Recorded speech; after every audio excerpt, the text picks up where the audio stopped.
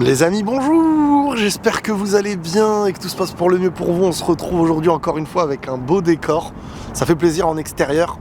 Et on va revenir un petit peu sur l'actualité football.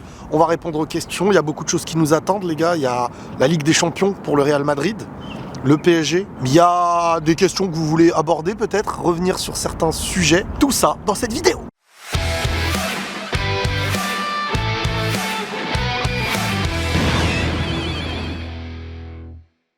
Bon, il y a un petit peu de vent qui se ramène, j'espère que ça va pas poser de soucis à l'audition, à l'écoute, à l'entente. Et on répond à la première question. Ousmane Dembélé est-il top 10 Ballon d'Or selon toi? Alors, pas encore au présent. Je pense pas que là, tout de suite où on parle, il est top 10 Ballon d'Or.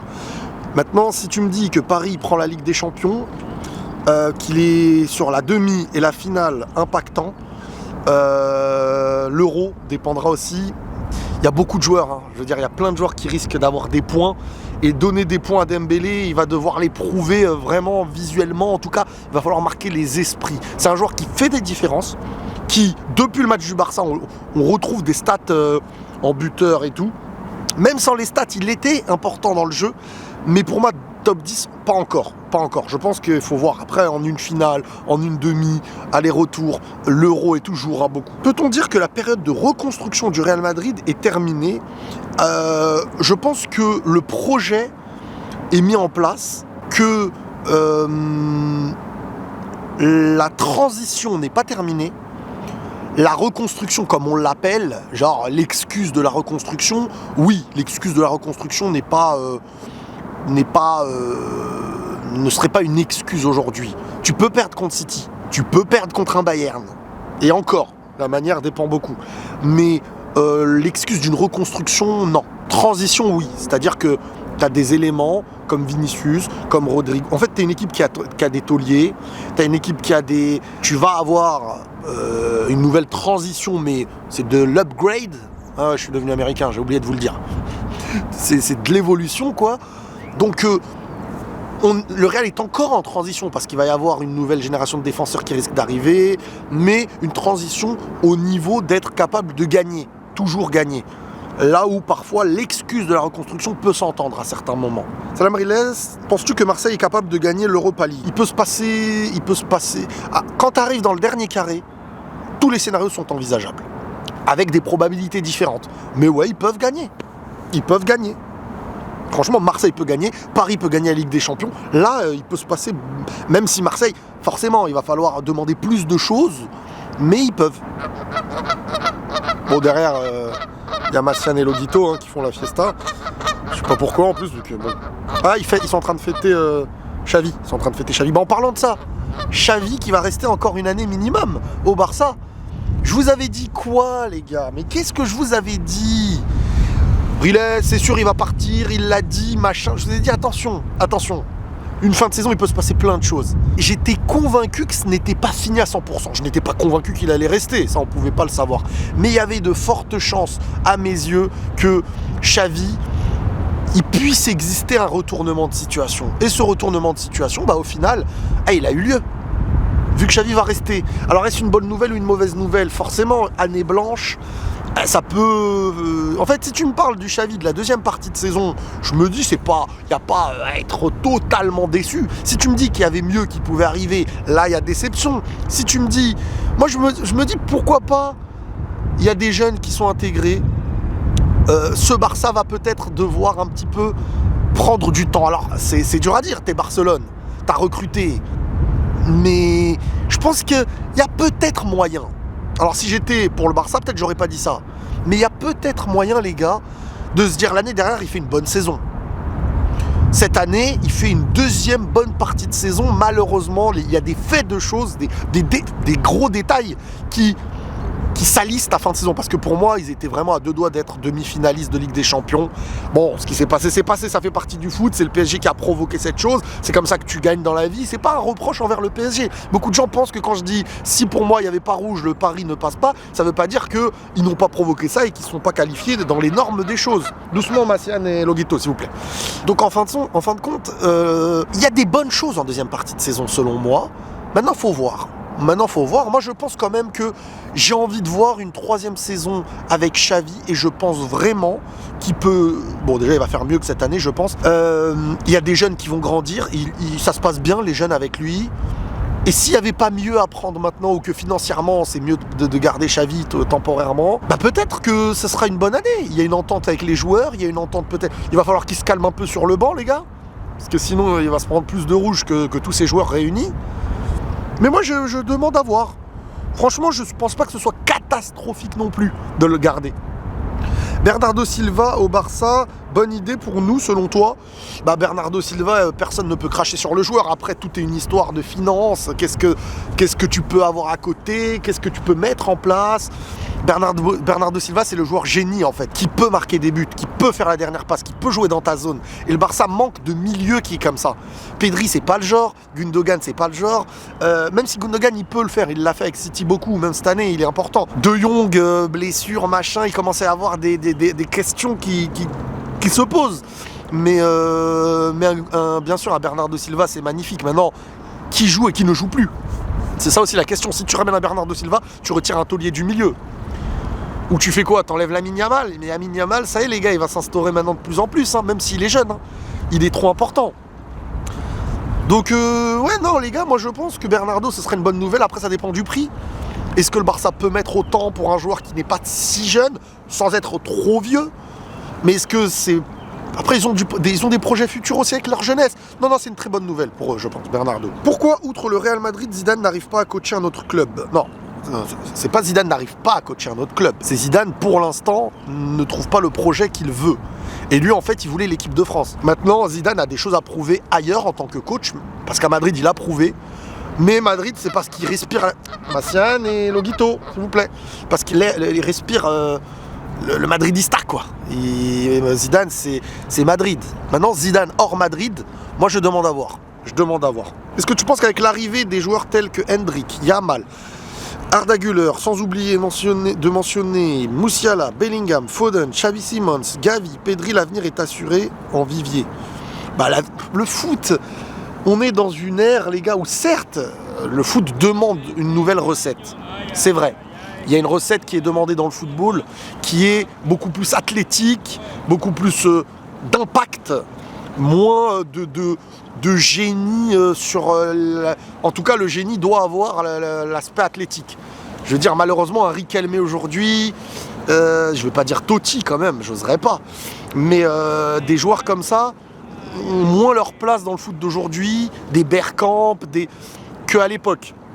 Et c'est sûr qu'aujourd'hui, quand tu vois le duel Mbappé-Haaland, on n'est pas sur un duel des plus grands fins touchés de balle. C'est des joueurs athlétiques, même si Mbappé est technique, hein, mais c'est pas des Del Piero, c'est pas des Totti, c'est pas des mecs, ils te mettent des piquets à je sais pas combien de bornes des cages.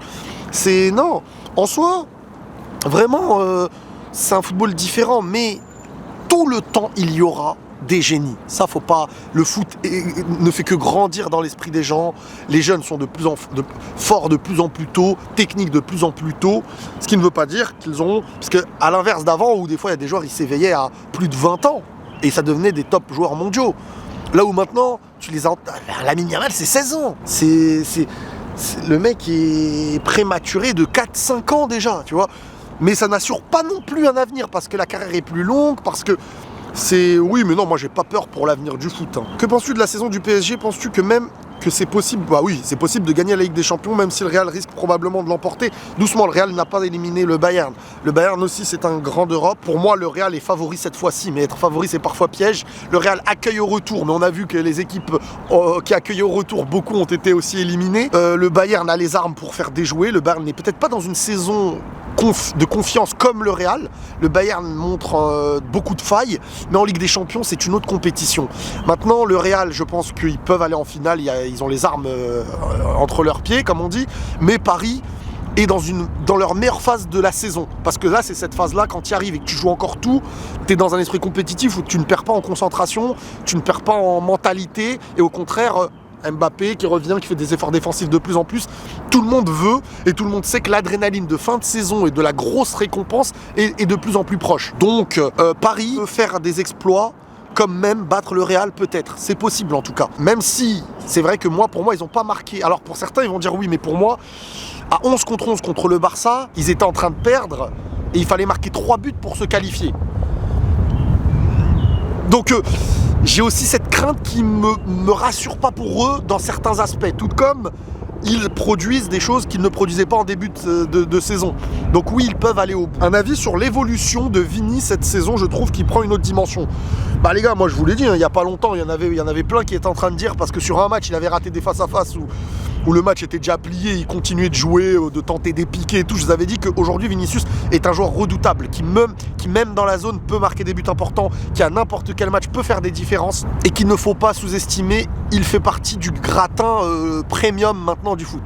Il y a les Haaland, Mbappé, Vinicius, Bellingham, ce gratin des De Bruyne, vraiment ceux que tu mets dans un top 5 Ballon d'Or pour moi. Ça y est, il y est, enfin. Il peut postuler au summum, au gratin, tout dépendra de ce qu'il gagnera et de l'impact qu'il aura dans les grosses compétitions. Que pensez-vous du probable scénario vendre Ferland Mendy et acheter Alphonso Davies? Alors, Mendy, c'est compliqué, parce que moi, Mendy, je vous ai dit, il n'y a pas longtemps, même j'étais dans un space, ou même en vidéo, je crois que je vous l'avais dit, attention les gars, si Mendy reste et qu'Alphonso arrive, il ne va pas le sauter aussi facilement que prévu. Et là les matchs de Ligue des Champions, mais c'est le Sharingan footballistique. Quand je vous dis les choses en avance, toujours j'ai l'air d'être bête. Et avec le temps, vous me dites, mais on le savait.